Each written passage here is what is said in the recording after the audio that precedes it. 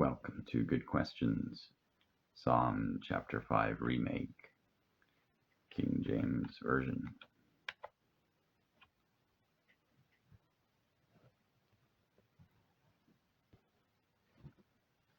Give ear to my words, O Lord. Consider my meditation.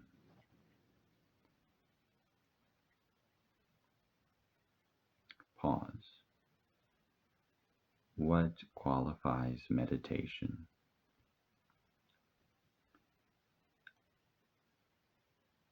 Is meditation vocalized? Verse 2.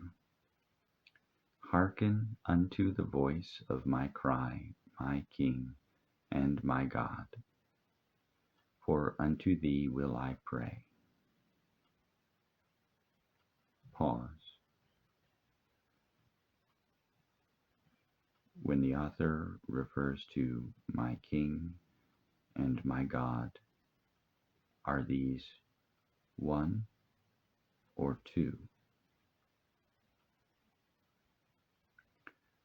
What kind of a king is also a God?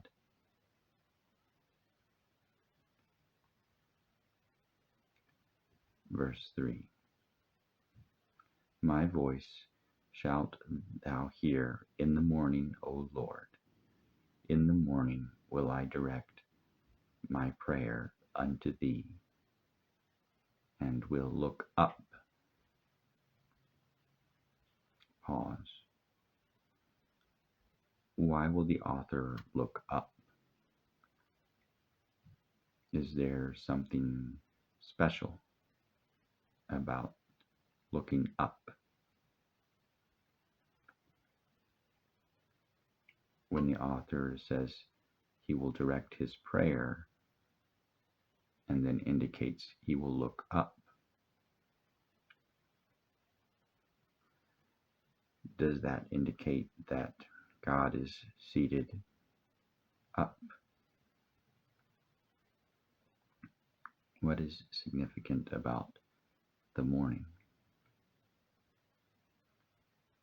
Verse 4. For thou art not a God that hath pleasure in wickedness, neither shall evil dwell with thee. Pause.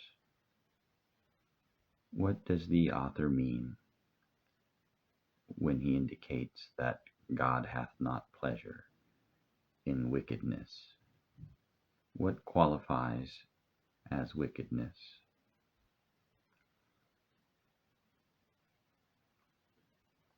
Verse 5. The foolish shall not stand in thy sight.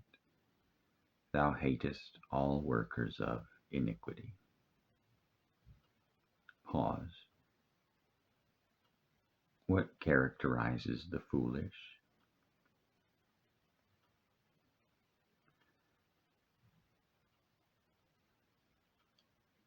What is the meaning of iniquity? Is it related to inequality or unjust scales, unjust payments that merchants would use to trick vendors or buyers? Verse 6. Thou shalt destroy them that speak leasing. The Lord will abhor the bloody and deceitful man. Pause. The word leasing is used, which in contemporary English generally is used with synonymously with the word renting. But it appears that the author is using it to mean loosely or without self-control.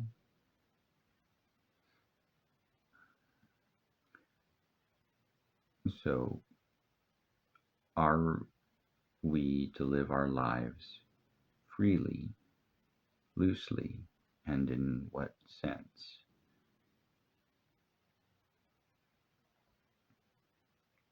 When it says the Lord will abhor the bloody and deceitful man, does that indicate that God does not like violence and lies? Verse 7. But as for me, I will come into thy house in the multitude of thy mercy, and in thy fear will I worship toward thy holy temple. Pause. Where is God's house?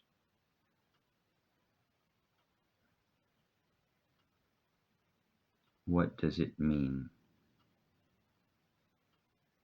when the author says the multitude of thy mercy? How can there be many of a singular concept? If the author is afraid of God,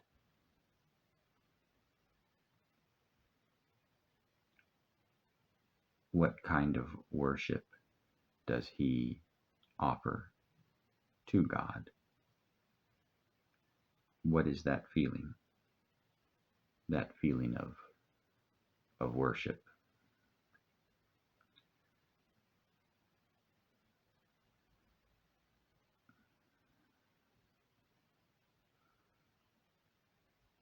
Why does the author feel qualified to address God if he is afraid of God?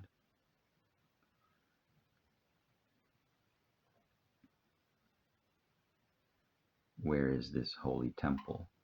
And is it the same as the house referenced earlier in that verse 7? Verse 8. Lead me, O Lord, in thy righteousness because of mine enemies. Make thy way straight before my face. Pause. What is the Lord's righteousness? Who are the author's enemies?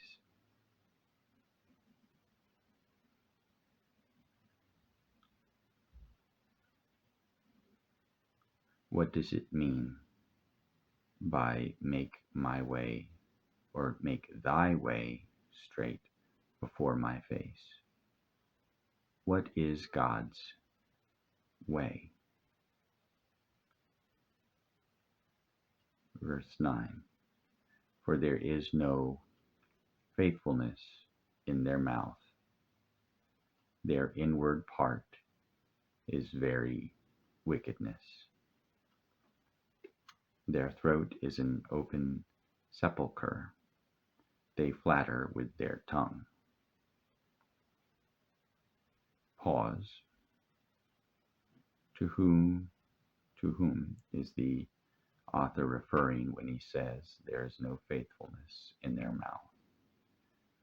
Would not the correct literary use be something along the lines of lying or deception? When their inward part is very wickedness, says the author, where is this inward part? And how does one know if the inward part is good or wicked?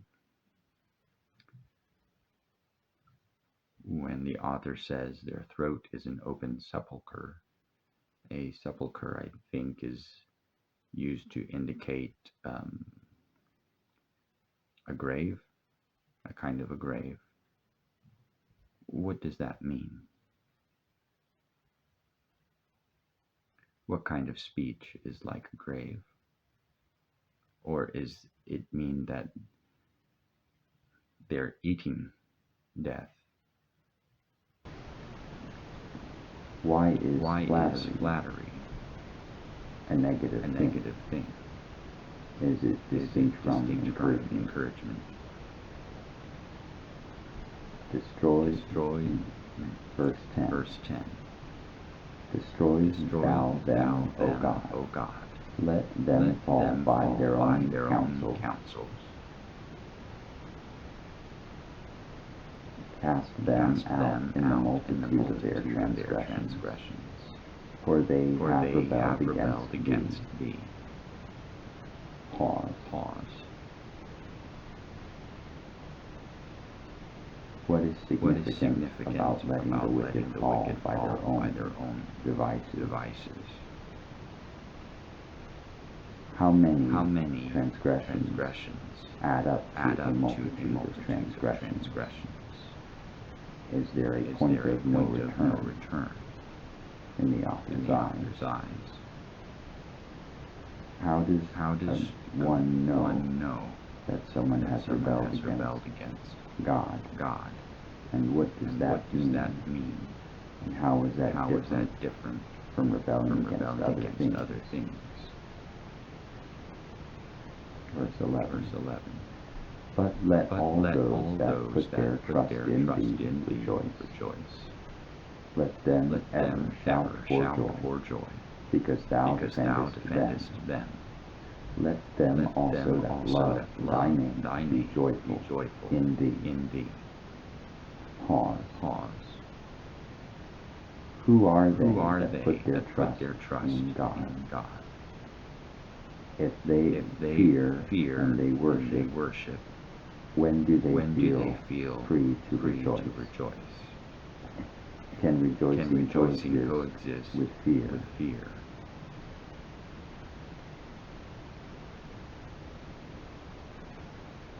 How does the author know that God defendeth those that put their trust in Him? Since no physical representation such as an idol has been referenced, no animal particularly, nor human cast. So where does this trust go?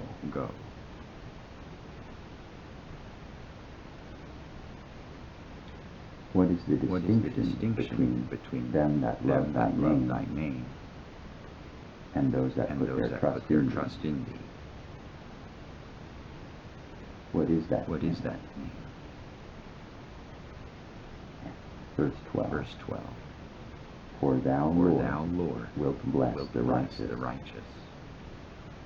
With favor wilt thou compass him as with a shield.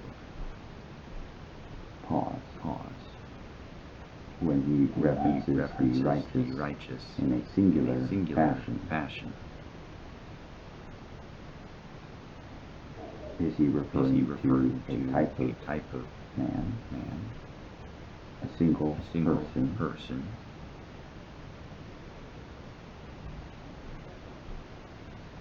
And again, why does the shield appear without the sword? What are your good questions? Share your thoughts. Feel free to like and subscribe. Have a great day.